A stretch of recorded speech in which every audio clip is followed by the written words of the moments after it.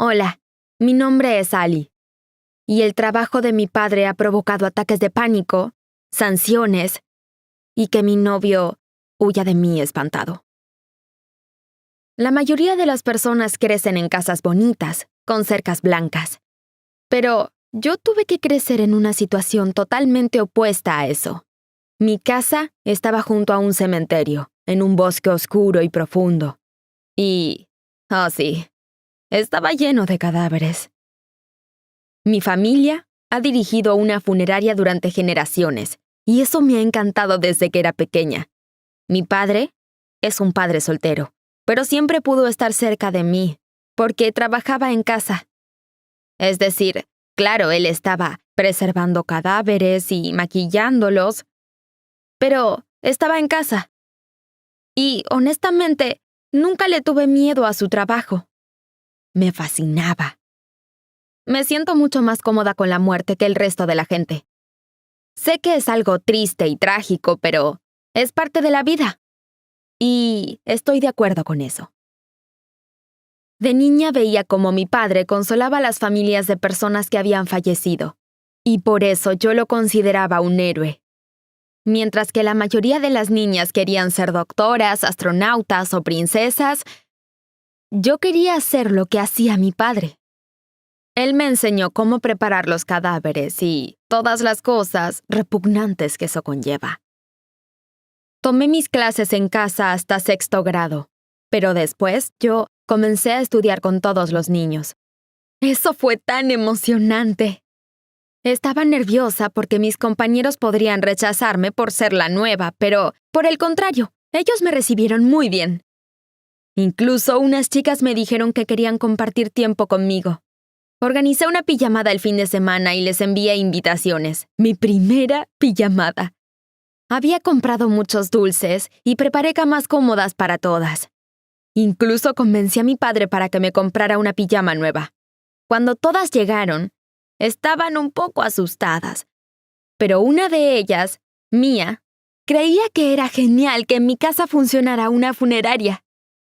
Comenzamos a jugar y a comer nuestro peso en pizza. Pero al caer la noche, todo se volvió escalofriante. Fuimos al piso de abajo a jugar a las escondidas. Ahí estaba la morgue y la funeraria. Las chicas empezaron a comentar lo espeluznante que debía ser vivir ahí, y yo solo me encogí de hombros.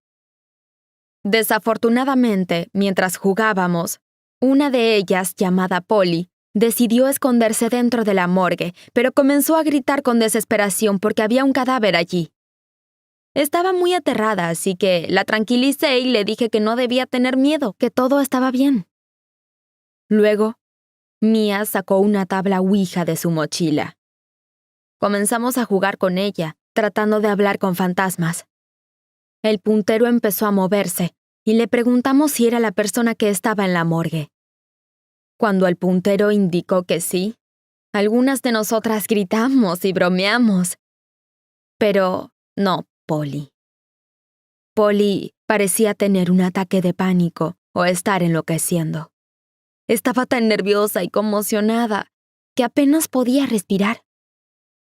Cuando su madre vino a buscarla, la empujó del auto y comenzó a gritarle a mi padre. Ella le dijo que era inapropiado que yo invitara a personas a mi extraña casa y que criar a una niña en una casa funeraria era irresponsable y estúpido. Incluso le dijo que yo era una desequilibrada por haber crecido en un lugar como ese. Sentí lágrimas brotando de mis ojos. Regresé a la pijamada para divertirme, pero, honestamente, me sentía angustiada. Yo admiraba el trabajo de mi padre, y ahora la gente decía que me estaba desequilibrando. Cuando volví a la escuela, Polly ni siquiera me miraba. Todos se enteraron de cuál era la profesión de mi padre y algunas personas ni siquiera me dirigían la palabra. Había rumores sobre que yo estaba poseída por un fantasma. Sabía que eso era algo inmaduro. Por eso intenté que no me afectara demasiado. Un día, estando en clase, un chico me preguntó qué hacíamos con los cadáveres. Me emocionaba que alguien estuviera interesado, así que comencé a explicar todo el proceso. Algunos compañeros parecían querer vomitar. La profesora oyó lo que contaba y me envió a la oficina del director donde me sancionaron por ser inapropiada. Durante el resto del año, esa profesora me trató como si fuera una alborotadora. No entendía qué estaba mal, me parecía una profesión normal. Pero después de lo que pasó, las personas me trataban muy raro, como si tuviera una enfermedad que les pudiera transmitir o algo. En 8º grado, tuvimos la feria universitaria. Debíamos hacer una presentación sobre qué carrera elegiríamos, y por supuesto, yo dije que quería trabajar en una morgue como mi padre. Tenía mucha información sobre los aspectos financieros, el proceso, la capacitación. Sinceramente, fue una presentación de a más. Pero para mi sorpresa, al final el profesor me dijo que debería buscar una carrera más normal. Le dije que eso era lo que yo quería hacer, y él me aseguró que cambiaría de opinión cuando saliera de mi fase gótica. Se sintió tan comprensivo. A pesar de todo eso, yo aún quería trabajar en una morgue. En la secundaria estudié mucho para hacer feliz a mi padre, pero ya sabía qué carrera iba a seguir cuando me graduara. De hecho, comencé a trabajar con mi padre de verdad cuando cumplí 15 años. Me encargaba de preservar los cuerpos para los funerales con ataúdes abiertos. Eso significaba que tenía que maquillarlos, peinarlos y en general hacer que se vieran bien. Sé que suena espeluznante, pero disfruté mucho ese trabajo. Dejé de hablar sobre mi carrera en la escuela, y fue en esa época que conocí a Eric. Eric era mayor que yo y era muy apuesto. Me sentí afortunada de tenerlo en mi vida. Sabía cuál era el trabajo de mi padre y no le pareció raro. Por primera vez, me sentía una chica normal. Fue la época más feliz de mi vida. Hasta que un día, Eric vino a recogerme antes de que terminara de trabajar. Le estaba dando los últimos retoques a un cadáver cuando entró en la habitación. Su rostro se puso verde y corrió horrorizado. Luego me cambié y me lavé las manos para salir con él, pero no me dejó subir a su auto. Me dijo que mi trabajo era repugnante y que yo le daba náuseas.